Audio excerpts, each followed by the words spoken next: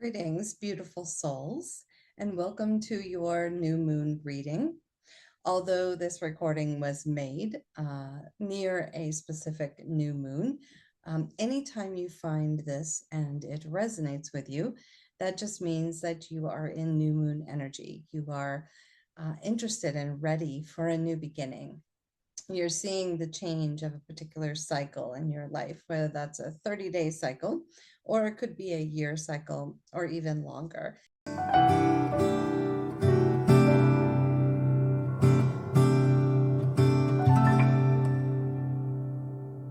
Congratulations. We're going to walk you through this 6-card reading here, and I've already pre-shuffled and pre-drew your cards. There were a lot of reversals today. So I went through a number of different decks, really to sense into which one wanted to provide me with the message that feels like it wants to come forward today. And so I chose the Mystic Healing Arts deck. I love this deck. It's amazing. It's by, oh, where's the person's name? They don't even have their name on the front, but it's this beautiful, beautiful deck, right? For healing and transformation, mystic arts medicine. So we can all use a little bit of medicine right now. The world's a little crazy. We could all use a change of the wheel of fortune, so to speak, move into a new cycle. Sometimes being at the end of one thing and coming into another feels really tough. Before you've really dove fully into the new thing, there are things to finish and complete in that old cycle. And I'm coming to you today after the first sunny day. We had a series of days of rain here in the desert. So maybe that means something to you. There was a lot of emotion pouring forth for the last few days. And now all of a sudden you're starting to feel the sun kind of peek through the clouds. And you're getting ready to have a brighter outlook. But first, before we get to the positive of the story, and I love the final card that you have here, we're going to talk a little bit about the hurt, maybe that we've been through, because as I look at the cards, I can certainly relate. Oracle cards, tarot cards are all human archetypes. So they describe archetypal experiences that many, many human beings share throughout their lifetime, things like grief or loss or triumph or parenthood, or lots of different kinds of archetypes that are here. And the first one that's here is the Guardian's card, right? So here's this beautiful, beautiful card. Lots of symbolism. It kind of reminds me of light language.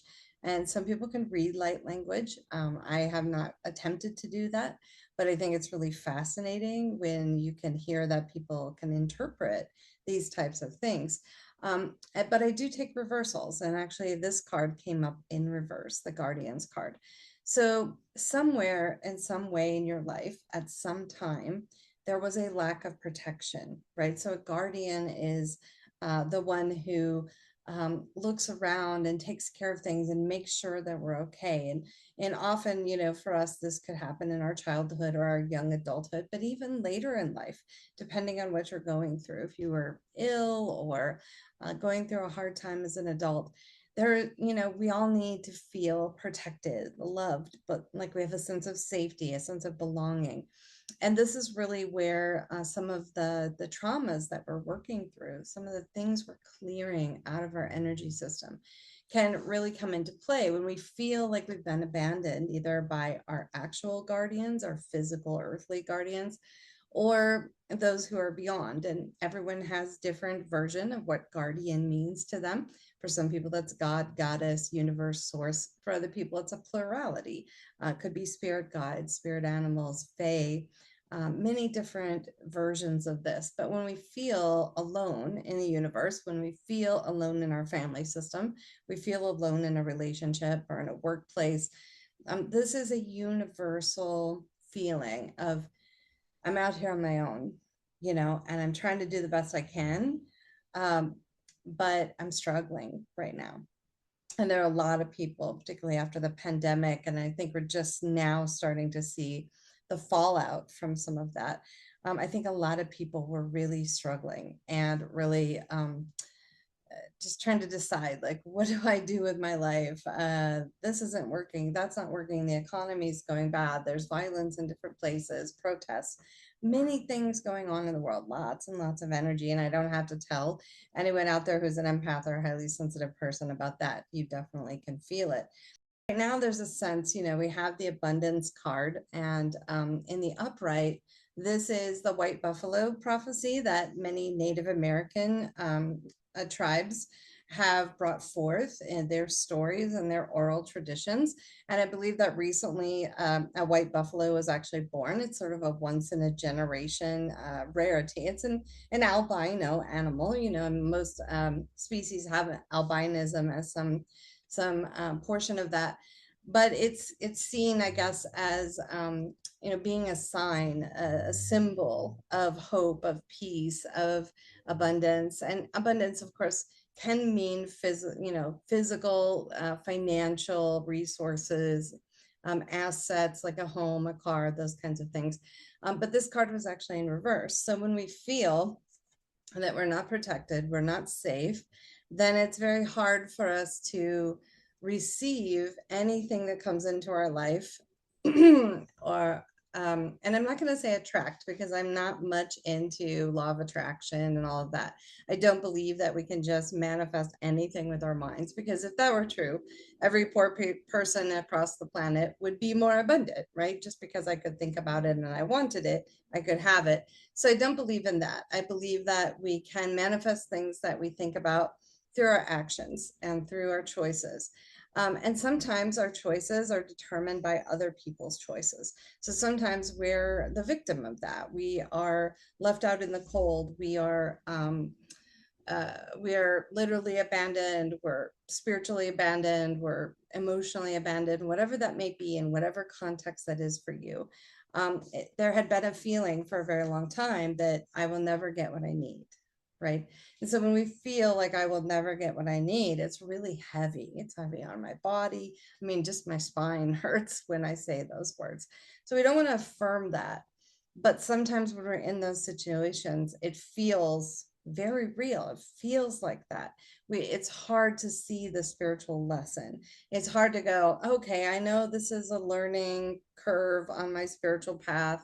I wish I could kind of back myself up and kind of look at it from a different perspective. But one of the things that we long for in that process is to have healing, right? So this is the sisters healing card, kind of the idea that on a cosmic level, we are all brothers and sisters, or if you're non-binary like me, they, them, we are a collective, right? We are a collective, and the dolphin spirits are bursting out of that ocean, that sea, that emotional depth that we have, and bringing in this beautiful like crown right here that's on this person's head, which is really indicative of our crown chakra. Again, being able to see that larger picture and understand that this is a part of my life. I didn't deserve these things to happen to me. I didn't deserve to be abandoned. I didn't deserve to be hurt. I didn't deserve to have someone treat me this way. I didn't deserve to lose my job, whatever your scenario is.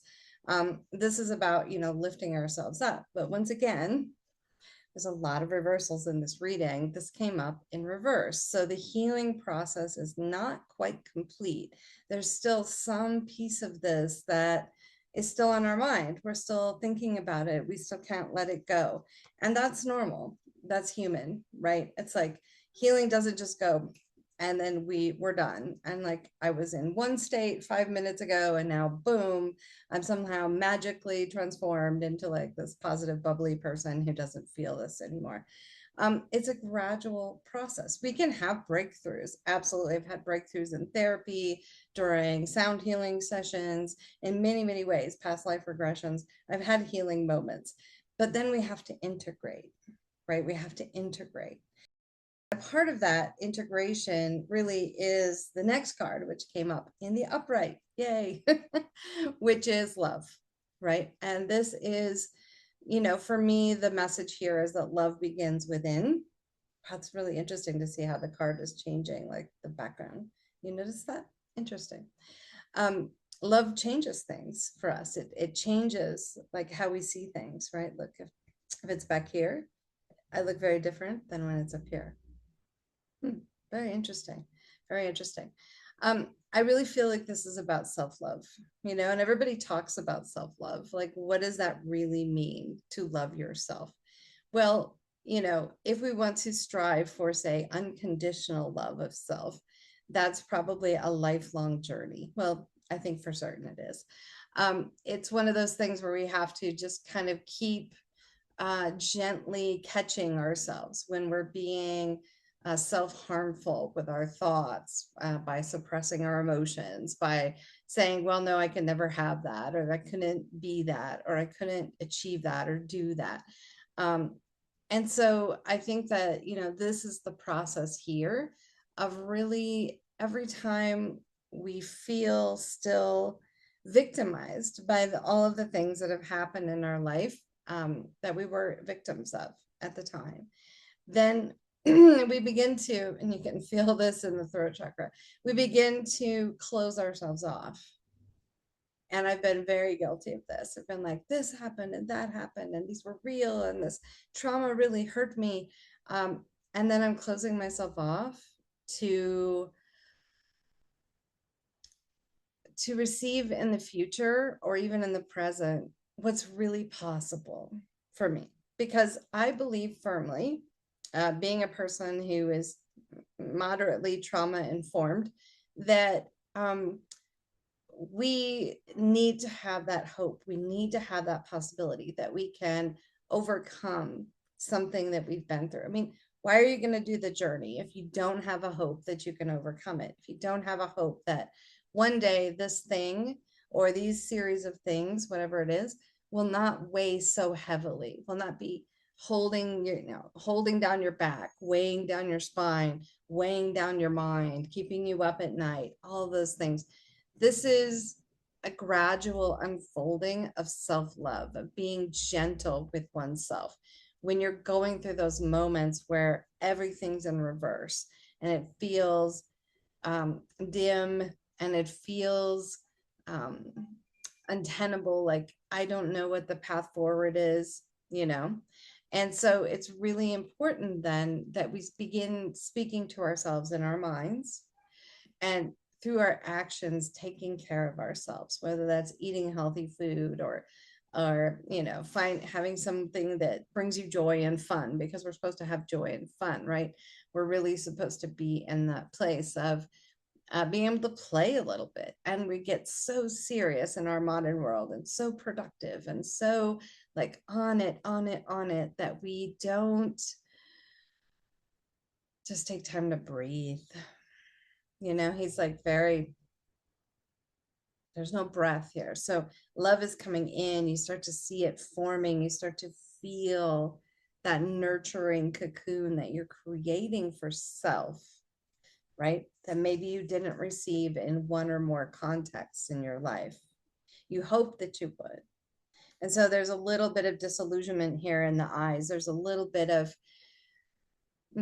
skepticism, perhaps, and that would be normal. But when we begin to infuse it with love, and for me, love is an action, love is showing, not just telling, but it's actually showing who you are to yourself and to others, and how you want to show up for yourself and for others. And so love is an antidote, as cheesy as it sounds, to these other things: feeling abandoned, feeling non-abundant, feeling like your healing process is never going to end. This is how we can get there. This is how we can take that step back. This is how we can see things as a spiritual lesson when we love ourselves, even in the hardest moments. When we love ourselves, when we don't feel lovable. And it's a practice.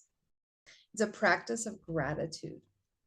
This also came up in the upright, which means that this is an invitation, right, for all of us, that when we look around and there's so many things perhaps we're dissatisfied with, and I catch myself doing this all the time.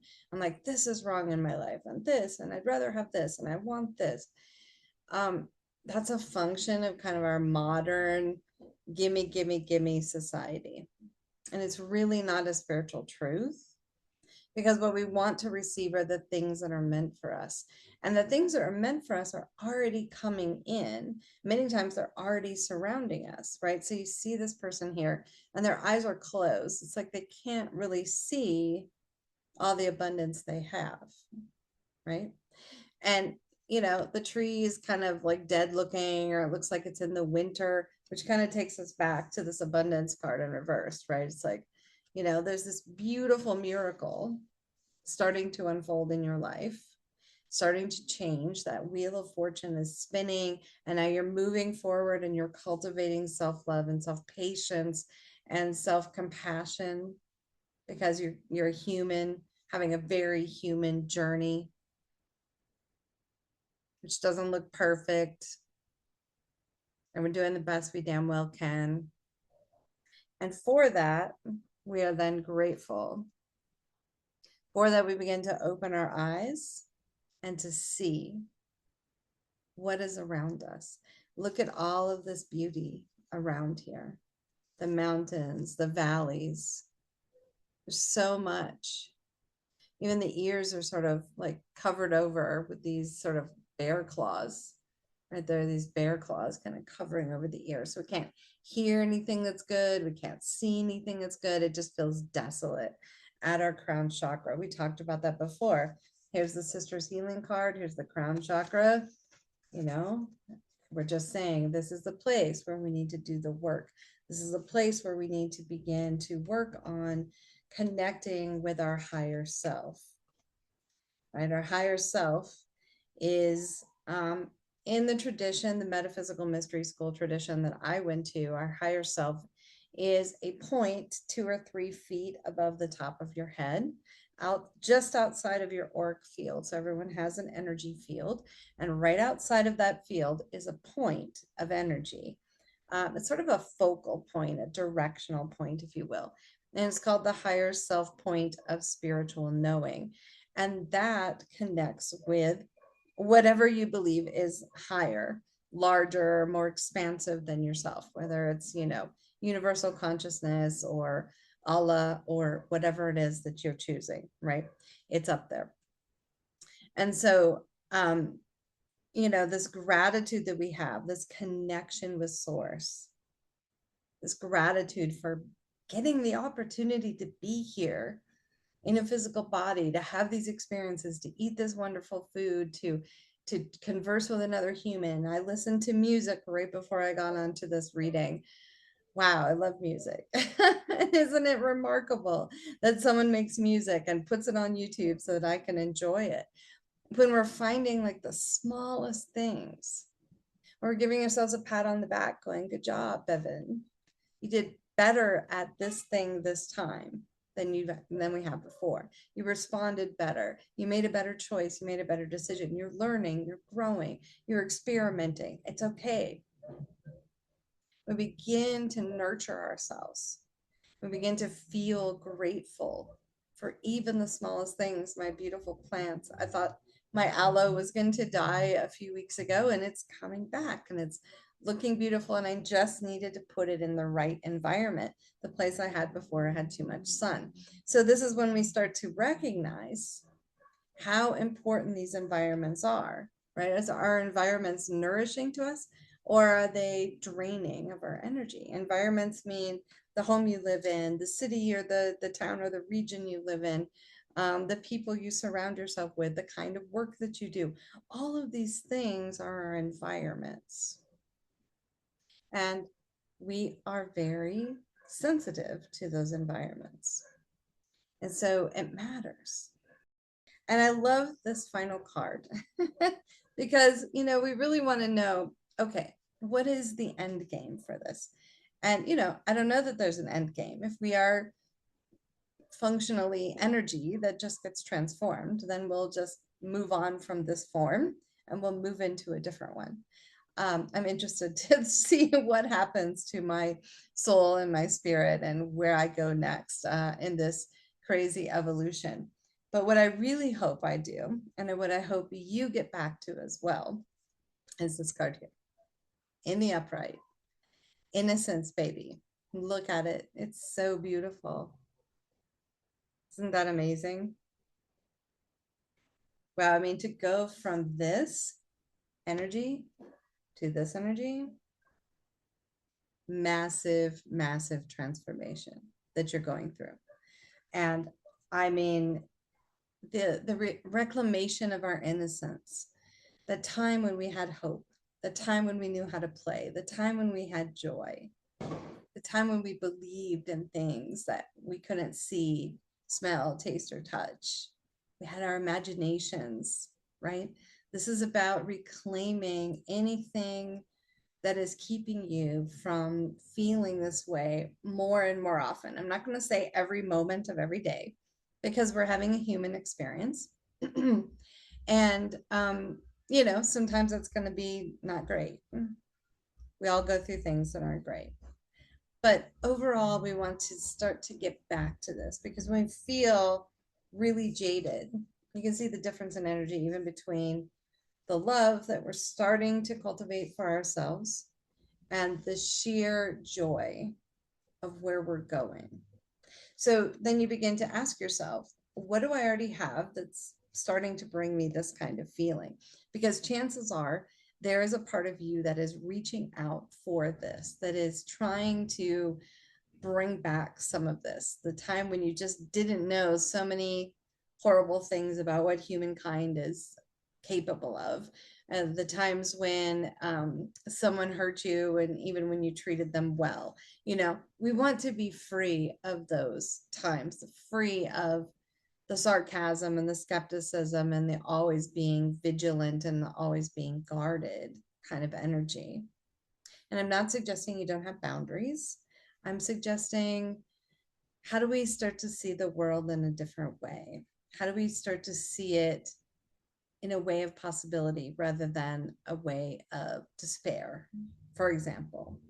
How do we start to see ourselves not as broken or traumatized, but as beautiful, whole, flourishing spirits, And how do we move ourselves just bit by bit, mentally, emotionally, physically, financially, and otherwise in this direction of innocence? This is a moment where if you want to join me, you can just kind of put your arms around you. Sometimes it feels good to sort of rock. You just hold yourself, hold your inner child. Start to tap into your inner joy. Where is your inner joy?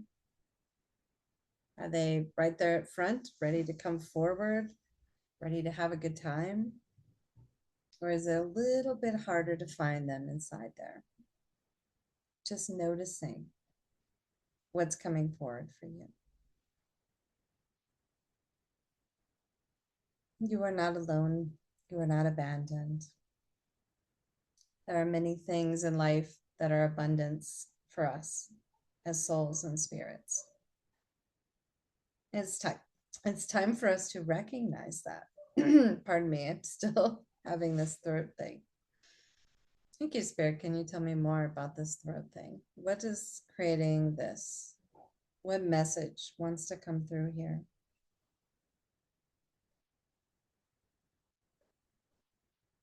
Message that came through was listen more than you speak. Because when we get into this situation where we feel really victimized, even if we were, and we begin to talk about it over and over, and we tell ourselves the story time and time again, then we can't ever get to this healing, right? Because we're stuck in that story. You can see there's just like grass. That story is so old, the grass is like overgrown, right? And it's time to shave it off. It's time to let it go. It's time to emerge from the depths, with some positivity. Dolphins are very playful, right?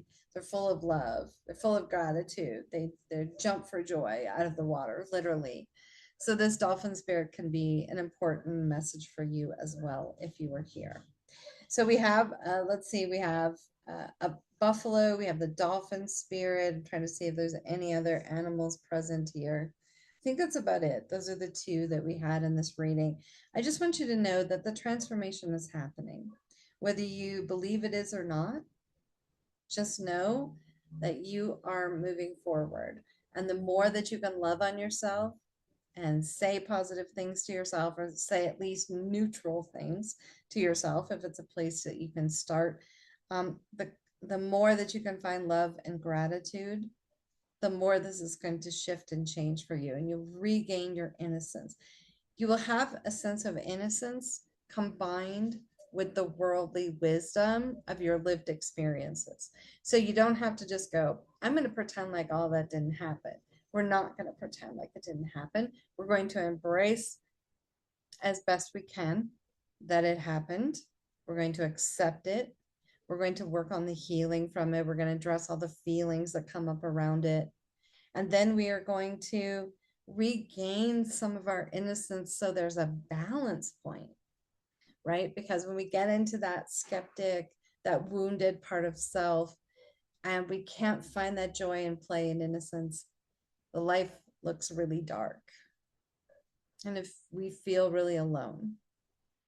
And so it's a matter of moving yourself, consciously changing what you're saying in your mind, what you're saying out of your mouth, listening more than talking, watching for signs and synchronicities that things are shifting, looking around in the household you live in, finding things in your life to be grateful for, even the smallest thing, and beginning to shift your energy field into a space where you have an open channel from here, your crown chakra, all the way up to that higher self point of spiritual knowing. And then you have this self-belief, you have this self-trust, you know where to go next because you're listening, you're watching, you're observing, you're perceiving, and you're not staying in that old story anymore.